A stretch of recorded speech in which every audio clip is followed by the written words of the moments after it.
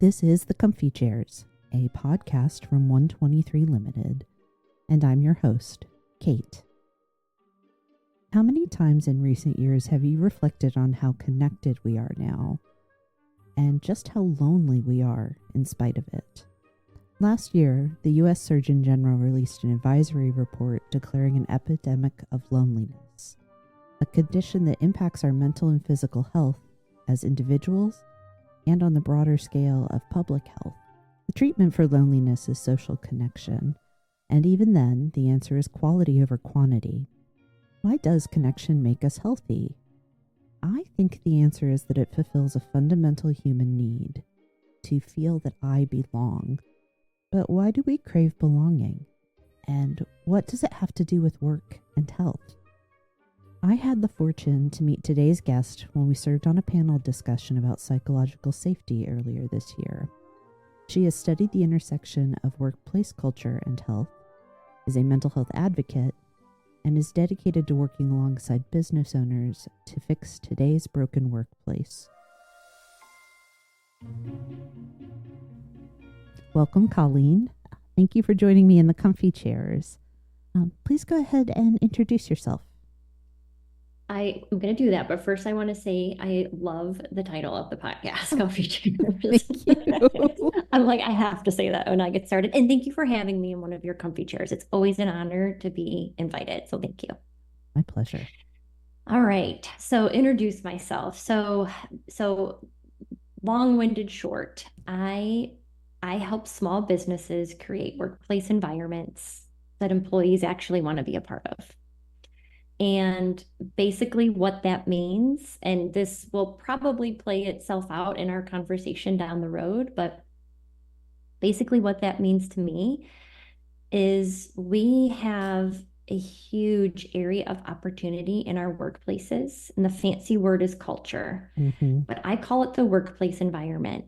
And so last year, I took a challenge on myself, left corporate, and founded my own culture consulting business that focuses, again, strictly on creating workplace environments that employees want to be a part of. My heart sits in small business, and it sits there for a couple of reasons. And I think we've talked about this offline, but it sits there for a couple of reasons because big businesses have a lot of red tape, right? I mean, they play a big, important role in, economy overall, but small businesses do too. I mean, ultimately, they make up half of at least the U.S. economy. I'll speak to our stat, right? And there's just less red tape. And so things can get done a little bit more efficiently and oftentimes, I mean, we'll say so oftentimes, there's a little bit more reciprocity in wanting to make it great because that turnover piece, like losing one employee for a small business, costs a lot of money. So that's where my focus is. And so what that very long-winded kind of piece there is to say that it's small business culture. I do have a PhD. What I love about it is it's another way to help bring solutions to the table and just to help think differently. So I am a PhD by background and have published in a couple of those areas of culture in the workplace. What you've shared with me about your research sounds really interesting and really necessary right now. I'm curious, before we dive into our stated topic, why do you prefer to talk about environment over culture? Yeah, so for me, I believe culture is a little shiny object right now. Yes. So that's one. I think that it is the in thing right now. And so not just so, and also when I think about the small businesses that I'm really honing in on, especially like in that construction space, that's where I'm honing in from a business standpoint. I don't think the word culture resonates when at the end of the day, it really is about the environment. And I think environment resonates a little bit more because it's also something that we go home to. We go home to a different environment. When we go shopping, it's a different environment, or right? Like it's all around us. The neighborhoods that we visit, that's an environment. And so I feel like it's a little more of a layperson's term Okay. to hopefully make it Yeah. clear. No, I understand that. I'll, I'm trying not to take us down a rabbit trail here because Go for it. I have opinions, Colleen.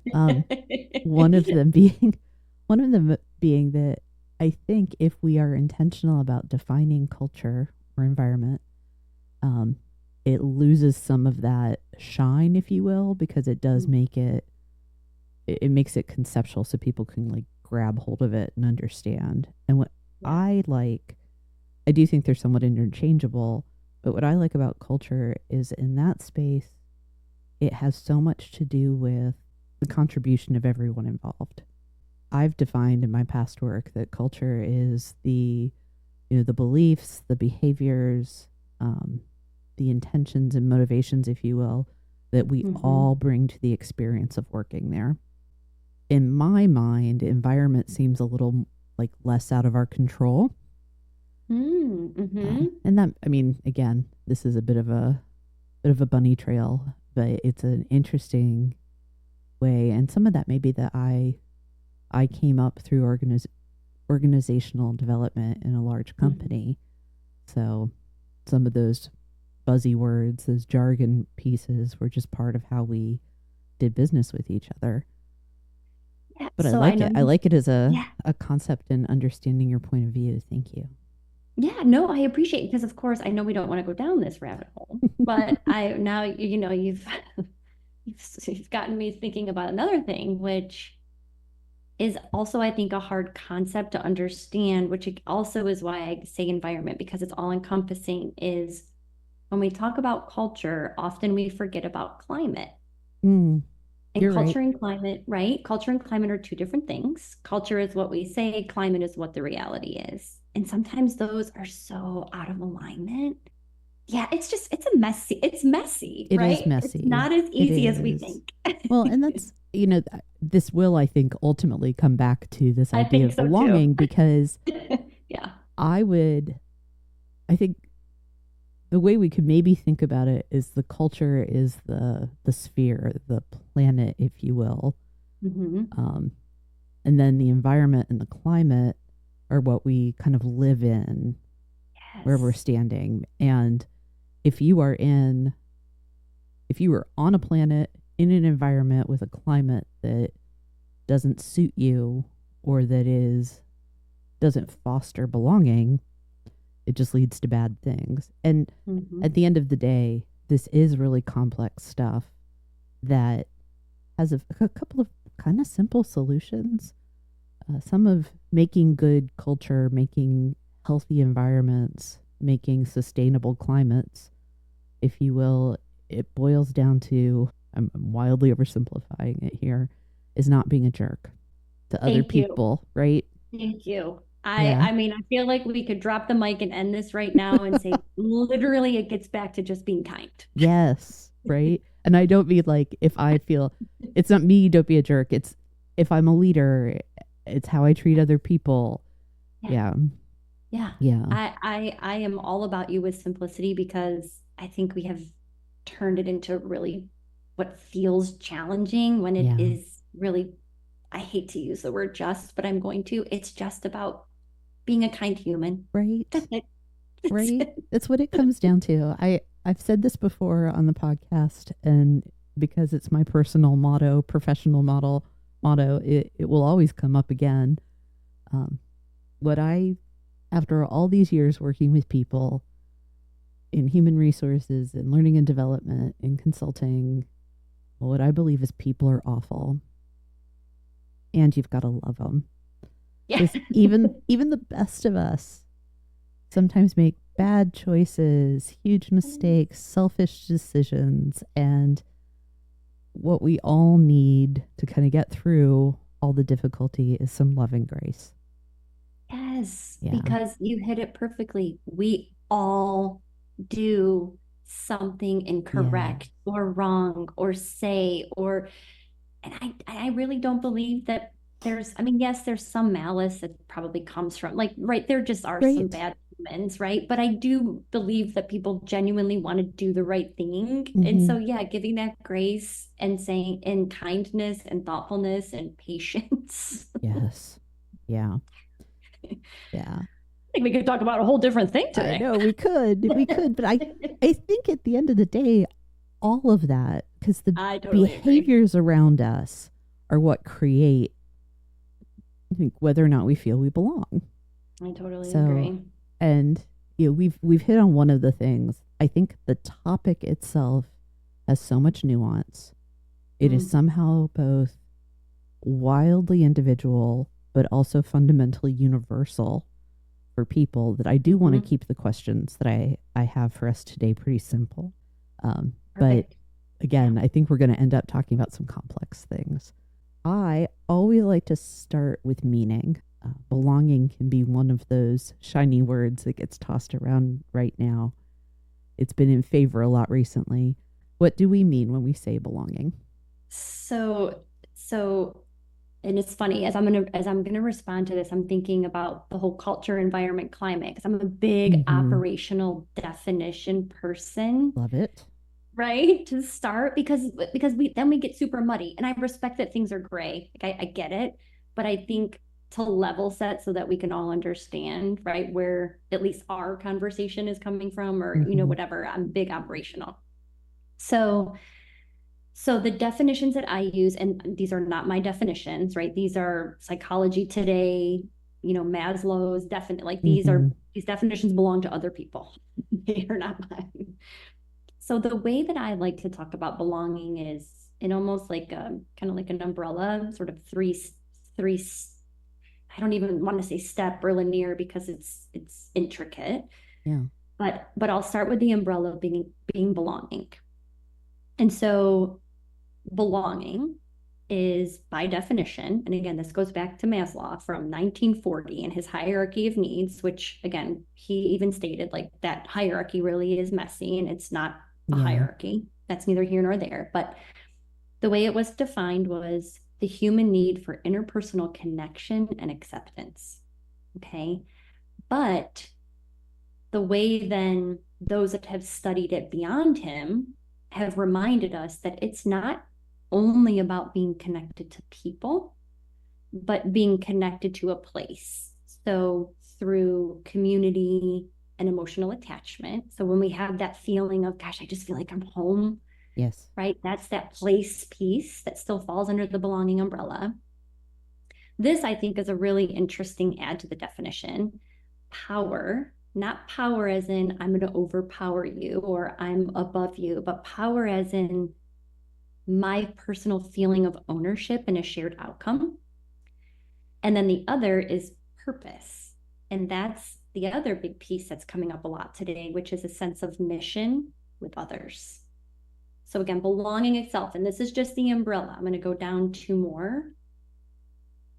So from there, then I would say we hear this word social connection a lot, right? So belonging leads us to that social connection.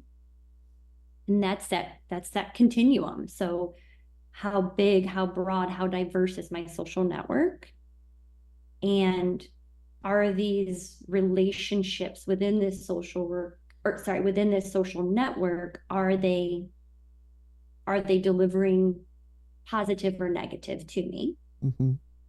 Okay. And then from there, and this will be my last one, and then I'd love to throw in a personal example, but I want to make sure I ask you to reflect on it, how I defined it, if you'd like. But from there, we have to then talk about loneliness. Yes.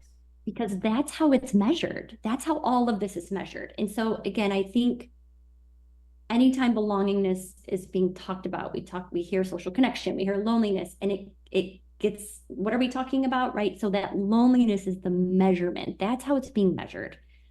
And so then just to finish with, again, this operational definition, that's the state of distress or discomfort that results when I'm perceiving, so the person is perceiving a gap between this desire that I have for social connection versus what I'm actually experiencing. So again, I have like a practical example that I can take the three components. Okay. So here's a practical example, again, thinking about belonging, social connection, and then loneliness. So 2023 is when I made a personal decision to leave my corporate career. Mm-hmm. And I did that because what was coming up over the several years leading up is I realized that I really no longer felt as though I belonged at that workplace. So Mm-hmm. that's that kind of piece in the definition of belonging, right? Again, when I reflect on it, I really no longer felt like I had ownership in a shared outcome.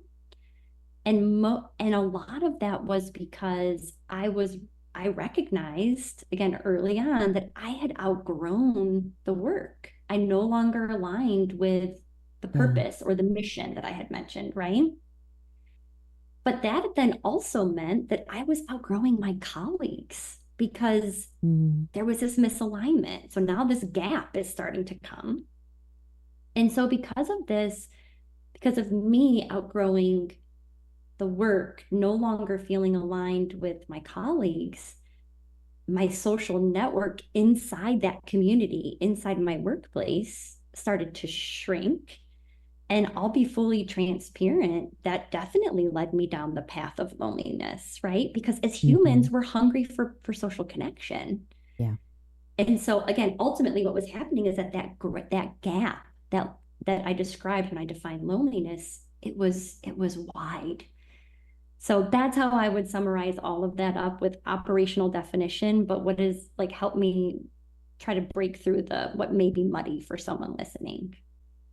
Even though loneliness is probably equally as elusive in terms of talking about it and what it means for us and how we define it, both belonging and loneliness are things that when we feel it, we know it. And what matters, you talked about the gap. And I think everything we're talking about in this space is the gap between what I desire and what I experience. Mm-hmm. And that can even be kind of these like converse things. I want time alone and I have a lot of social connections, so I'm not getting them. So there's, exhaustion or disengagement, those things that can result from not taking time for yourself because Mm-hmm. what I'm experiencing and what I desire. So one of the ways forward, I think, for all of us, but particularly learning individuals, leaders, business owners, is getting really good at defining that desire. What is it I want in terms of my interpersonal relationships, the place where I work, live, and play, and the level of agency and the connection to the mission that I feel, whatever that setting is. So being able to define our desires, our wants, which can include our needs, is a big part of, we'll get to this eventually, but how do we make belonging happen? I also, when you were talking about social network, I naturally went to social media, and I'm not expert in this at all. I've just done a little bit of reading around parasocial relationships, how we can create a sense of being in a relationship, having a connection with people we've never actually met, but we see their lives, play out on social media or fictional characters in movies, books, or TV, that I wonder if loneliness is on the rise. Because again, Dr. Muthri, declared it as a public health epidemic last year. If that's on the rise because we encounter so many more people virtually nowadays, we can follow people we will never meet. You can follow Taylor Swift and feel like you know everything that's going on in her life. And you can feel this deep connection to her because we're on social media with each other. There's no boundary there. So those parasocial relationships are giving us an experience that doesn't match the desire. Mm. And this is not to say by any stroke that I think there's a problem with social media. I think it's when we begin to substitute And we don't pay attention to the fact that, oh, I have all these connections, I have all these friends, but they're not really fulfilling what it is I truly want and need. And that's Yeah. where we have to start educating ourselves, our employees, our children, our communities about the difference between parasocial and genuinely social connection. Yeah. So I just had one immediate reaction that came up there. I'm going to look at my nerdy paper here because I thought this was a really interesting stat from the U.S. Surgeon General, the resource that did come out. Yeah. So it talks about the amount of time people are engaging with with friends in person, friends and family in person. The number goes from in 2003, it was 60 minutes a day or 30 hours per month but versus 2022, it went down to 20 minutes a day, 10 hours a month. And the reason that I thought that might be an interesting time to put this in is exactly what you said about social media isn't bad. It's not social. Yeah.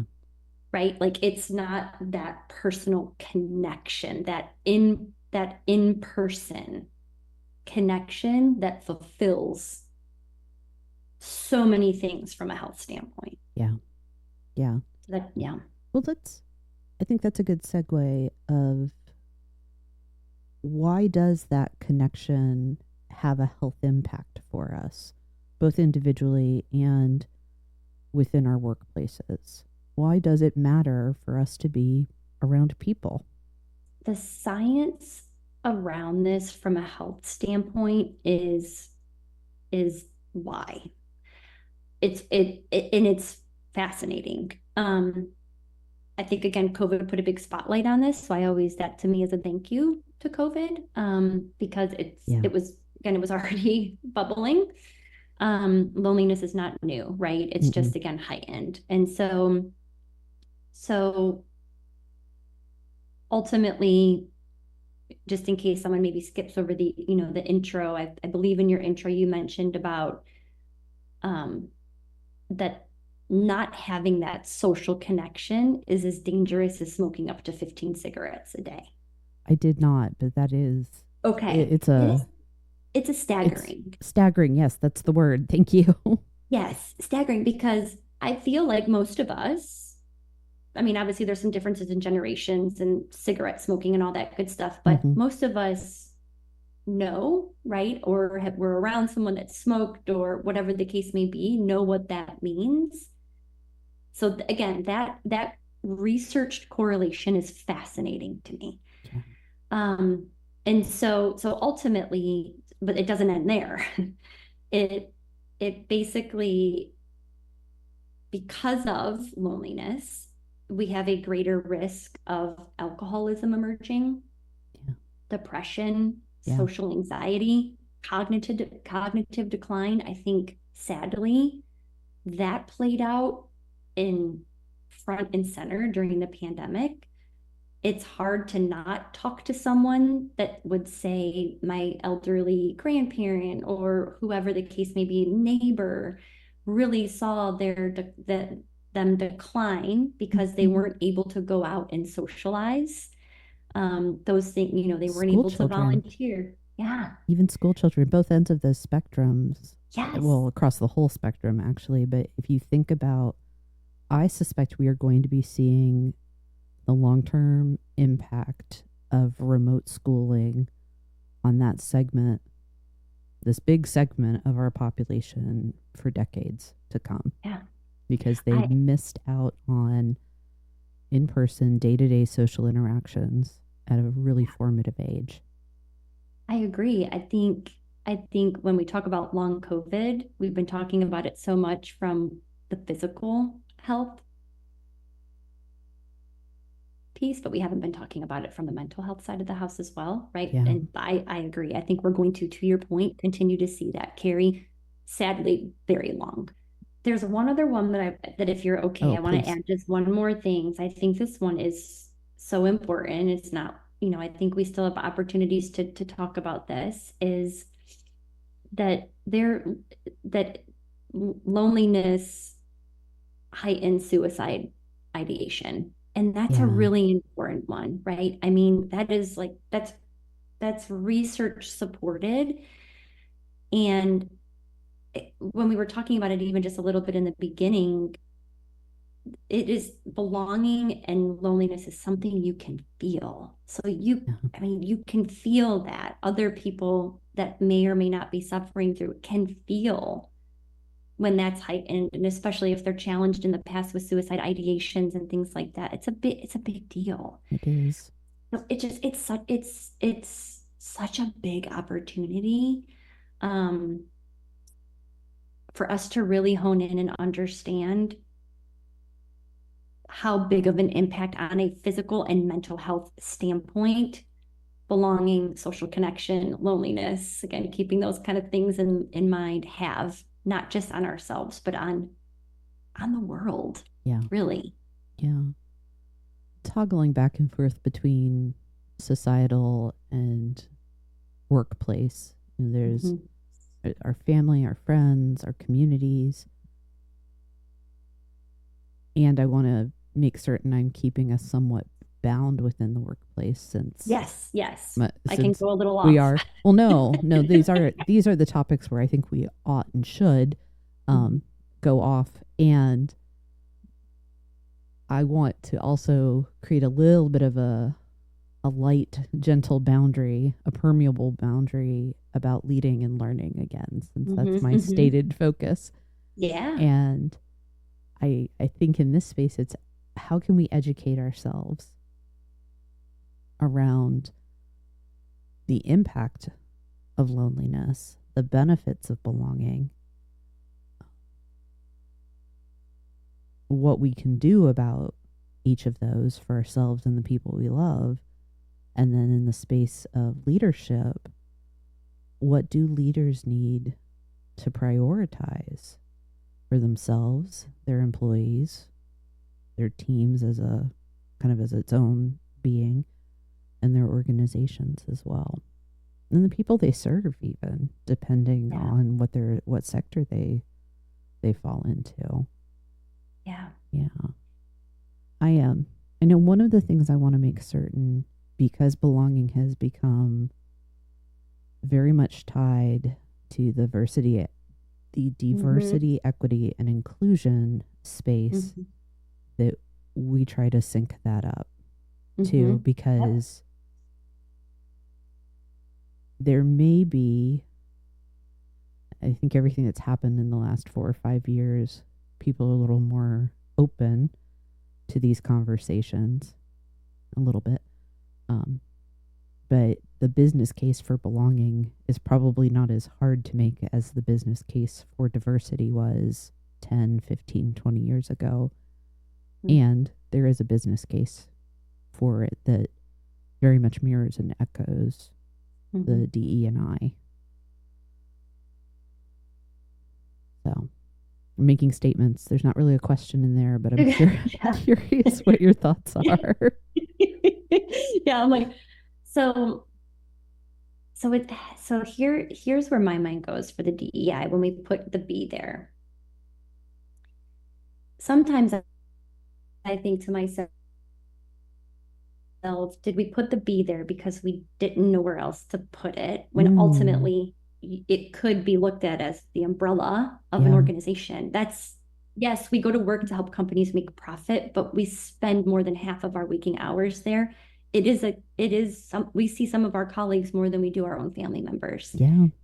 It's a community and it impacts our health. It is a social determinant of health. And so I wonder, did we put it there because we didn't know where to put it?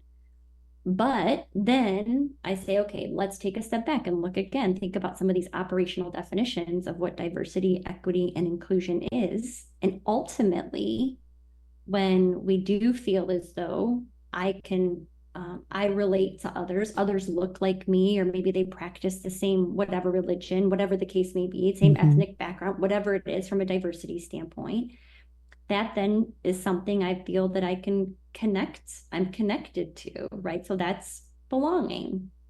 the equity piece, I mean, that to me is how we can just tackle belonging in general, is remember we have to come at things with equitable opportunities. But then of course inclusion. I mean, to me, inclusion is also how someone feels as though they belong. So They're when I take synonymous. Yeah. right, they really are. Sometimes you have to pause and again go back to the operational definitions, because you're like, can you have belonging without inclusion, or can you have one without the other? So then I say, again, this is just me. I'm like, okay, ultimately, I feel like belonging is what wraps around a good DEI effort. Yeah. I'll feel like I belong if the DEI effort is truly in place.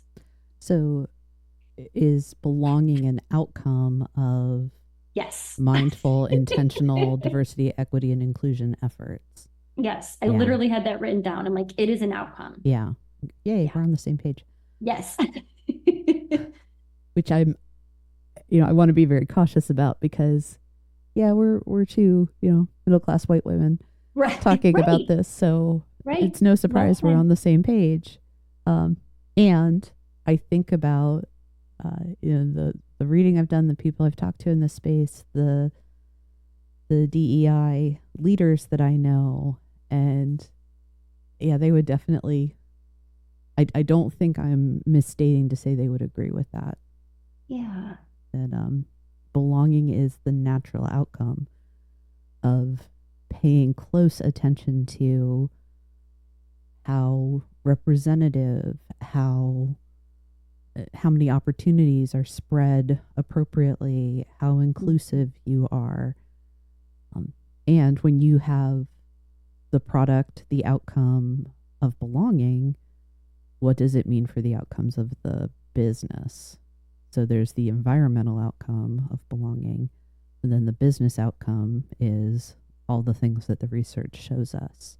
Mm-hmm. Higher profits, higher productivity, lower waste, lower injury, whatever measures that you follow.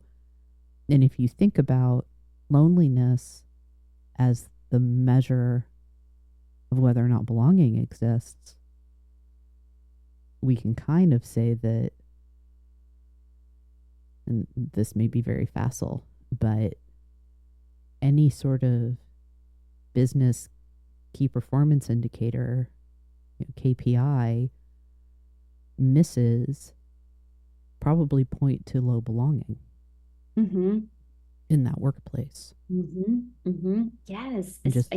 Yeah. And I can think about environments where I've worked where there hasn't been a lot of sense of belonging. You see it play out in those key performance indicators. Yeah. All the time. Yep. And this may or may not, hopefully this segues okay, but where my mind always goes again when I think about the workplace, also I'll leave the KPIs out, but where my mind goes is, if you want, I say this a lot to companies, if you want to solve for mental health in the workplace, solve for inclusion and belonging, period. Period. And that, again, because to me, it's an umbrella. It's the umbrella of a workplace. And that, again, so that's how we then tie back to the KPIs and absentee, any medical claim, whatever you want to tie it to. Yeah. All the things. So you could put it as the umbrella or as the root of the foundation, either one. It's like we have to build it with those things in mind. And that is how we are successful at work. Yeah. I feel like this is something that has taken us decades, if not centuries, to get to understanding that the performance of our businesses is based on the emotional experience of our employees. And it seems so elementary, rudimentary when I say it out loud. I'm curious if you have any thoughts about, why is this the conversation now? I'm gonna be super forthright here. Oh, I love it.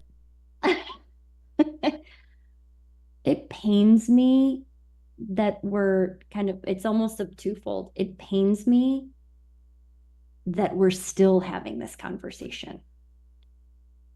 Because I've been doing this work for 25 years. And in my mind, I'm like, we're still here. Yeah. We're still here. Yeah, you're right.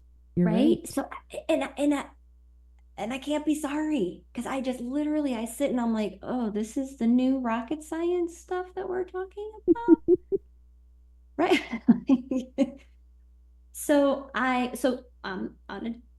But then I'll say, I think that I am super thankful for again, this is a thank you, COVID.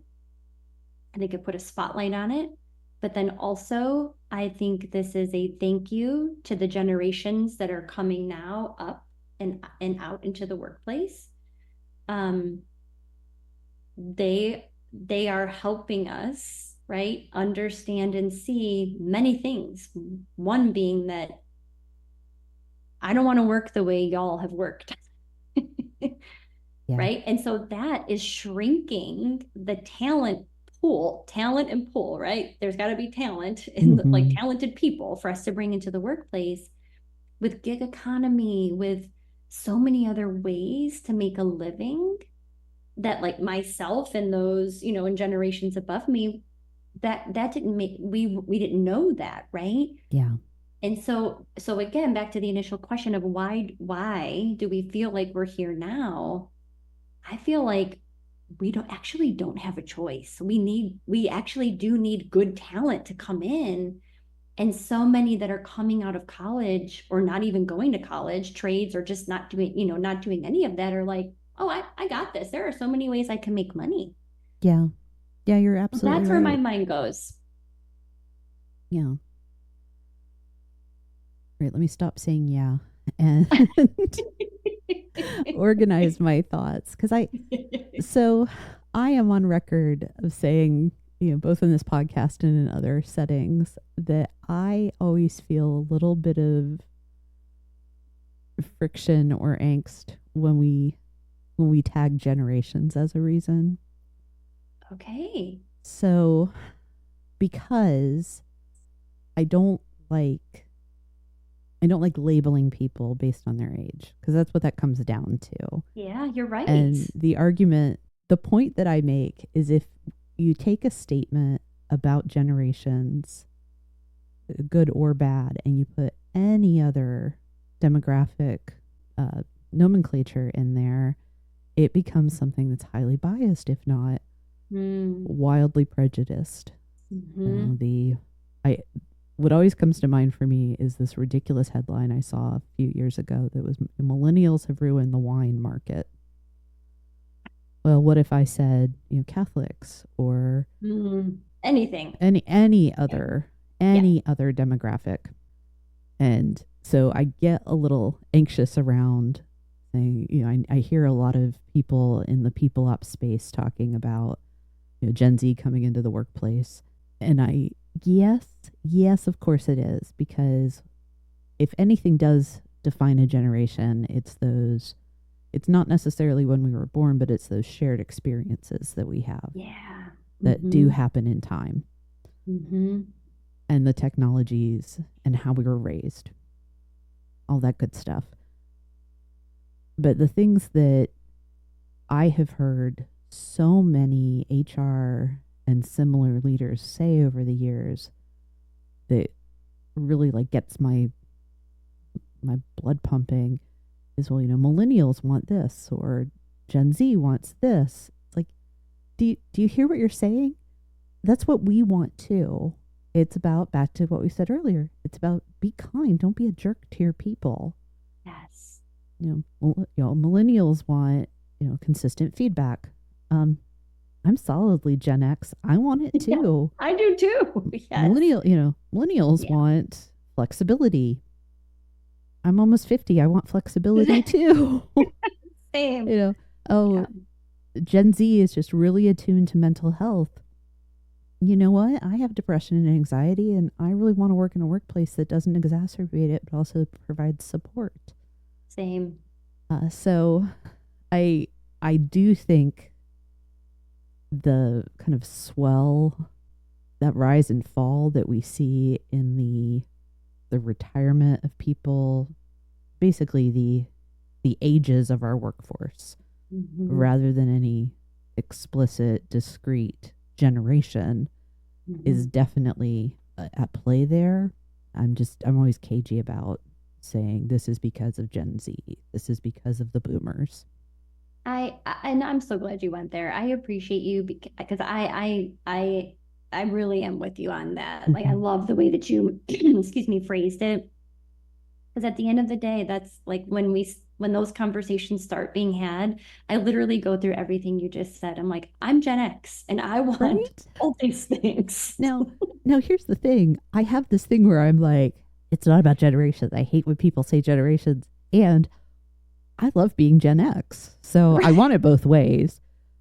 But it's a community. It is a point of connection and belonging because, hey, we have these similar reference points. You know, we were the latchkey kids at a rate that our parents weren't, or the half generation ahead of us.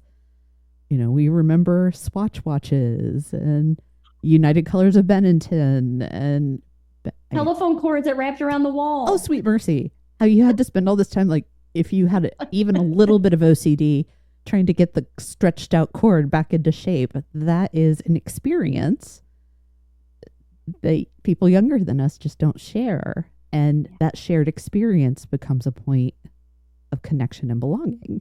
Yes. Yeah. I am going to use that to pivot to the next topic I want us to talk about. Okay. Is what can we do to create belonging for other people? And I would say right off the bat is provide shared experiences. Yeah. I would say I'm actually going to go back to when we started this conversation, because you said something that I'm like, that to me is actually where I think our biggest opportunity is to start. And it is this, to start with me, to start inward. What's my why? What's my what do I want? I think that sadly, and I've done the same thing. Sadly, we start out and we don't start in. We start in later.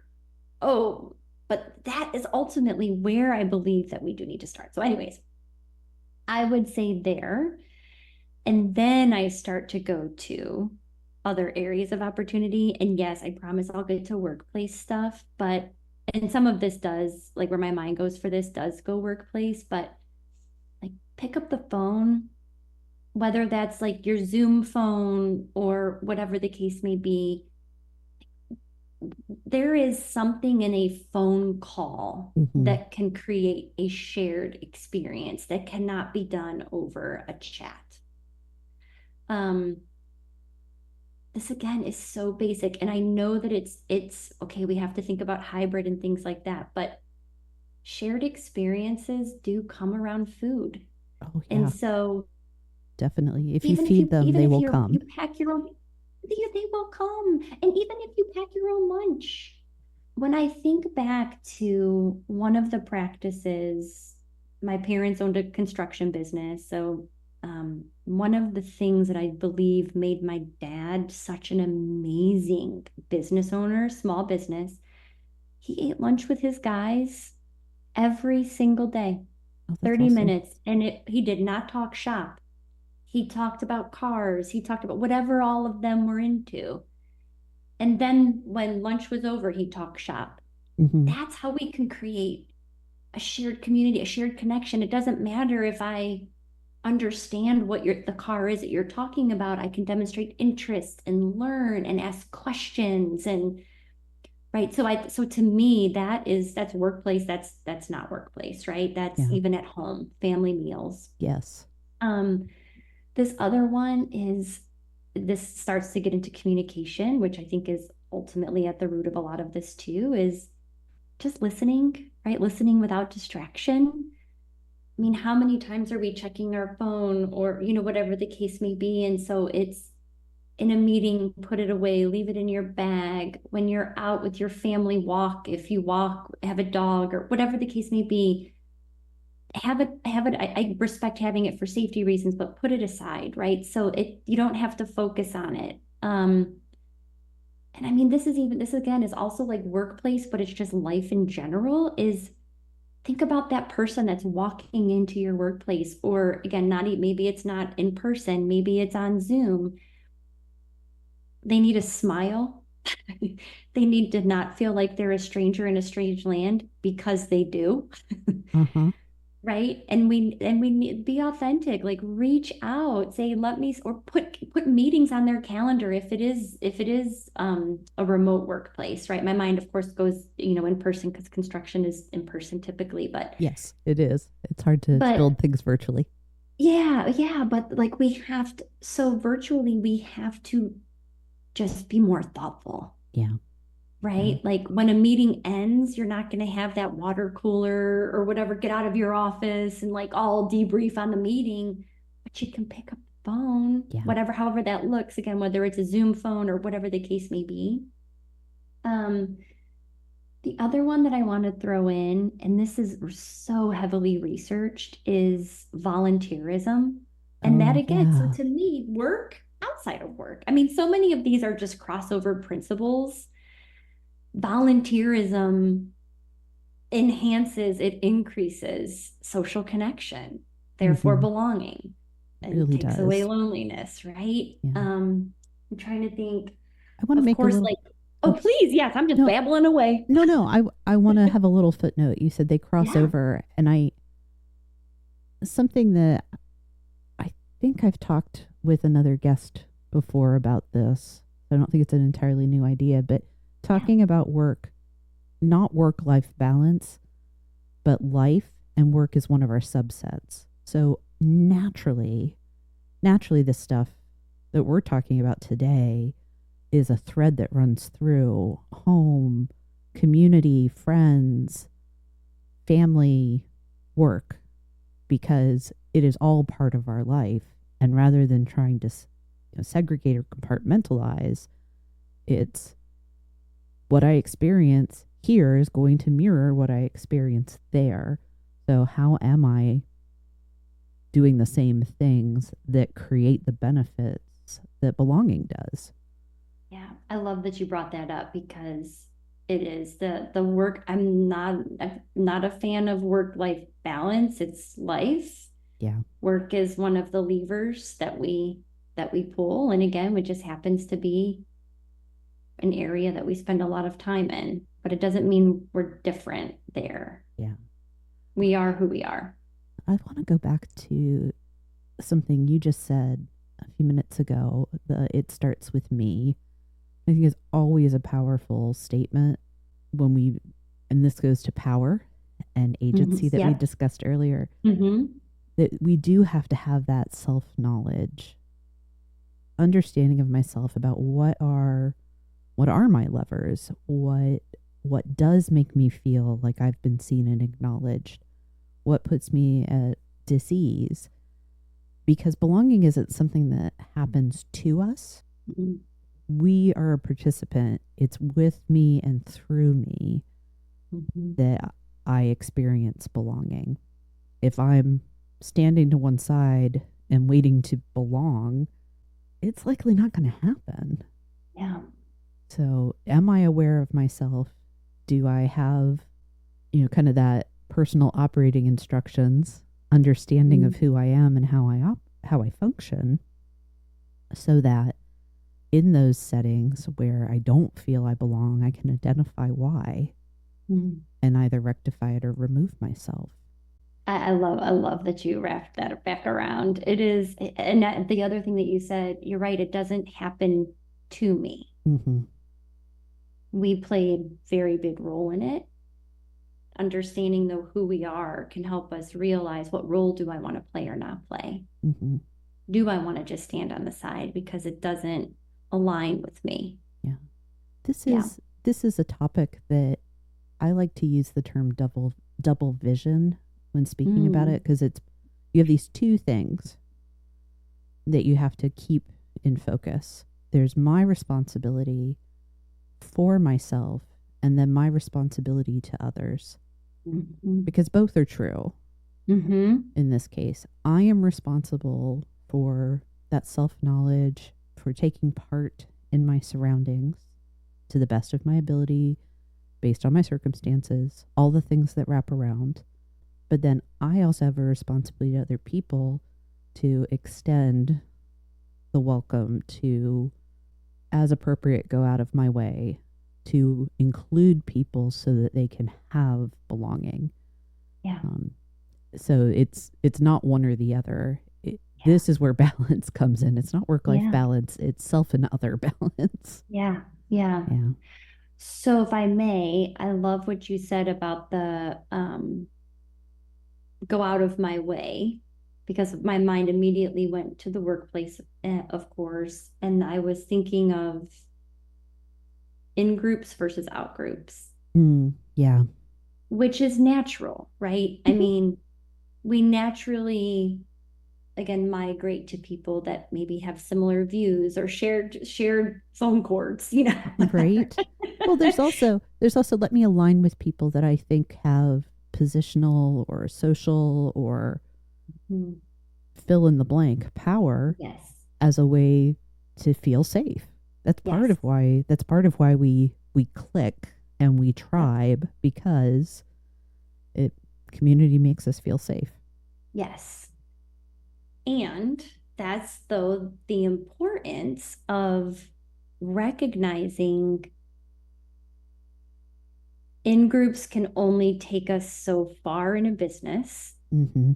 So, right. And then those that are on the outside, we're not giving them the opportunity to come in. So that's now where all of the DEI pieces play, because we're not bringing them in and along, even though they may look at things different or understand things differently, which is why I think it's so important for organizations to be extremely aware of the fact that that's natural, but the opportunity around belonging is to be very mindful of in groups and out groups and how those practices are playing in culture and climate. We took it all the way back around. Oh my goodness, look at us go.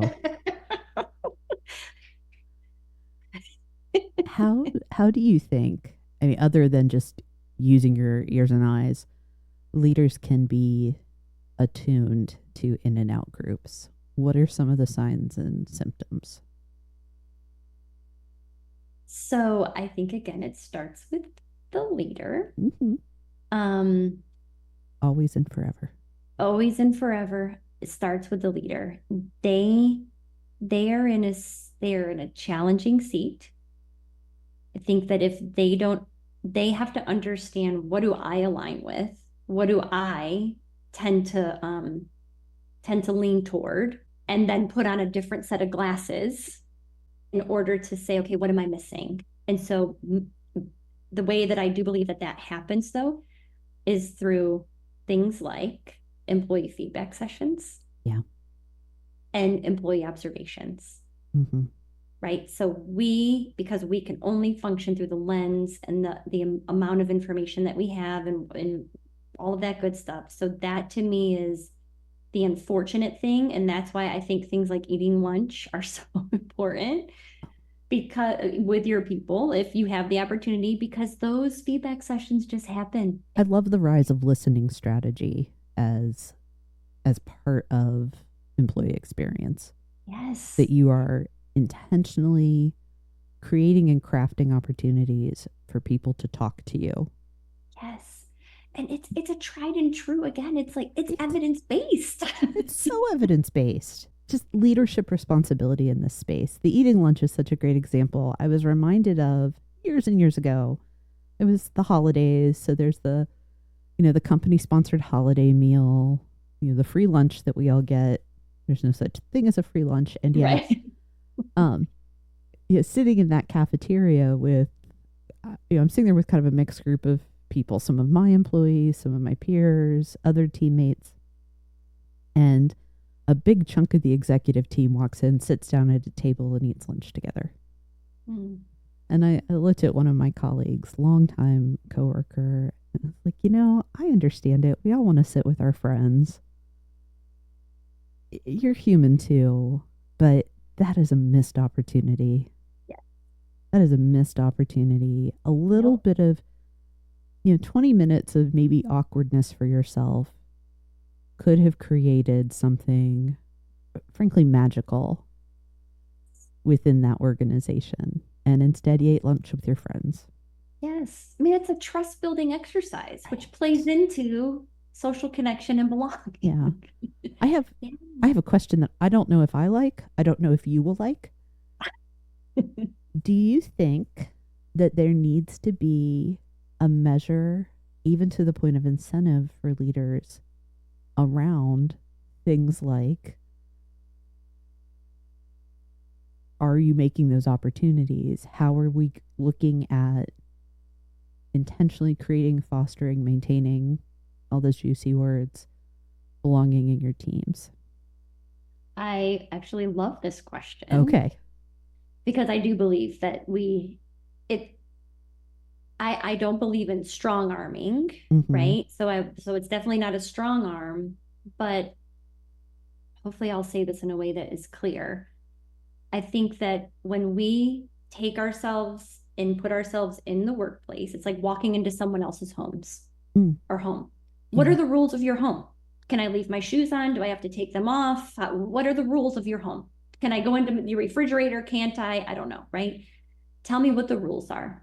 And I think that we have to exercise that in a fashion that doesn't feel icky in the workplace. Yes. So look, if you're a leader, these are the rules. Like we need you to ensure that you're doing loneliness and whatever the case may be. So I Right. am a big believer that it belongs in performance metrics.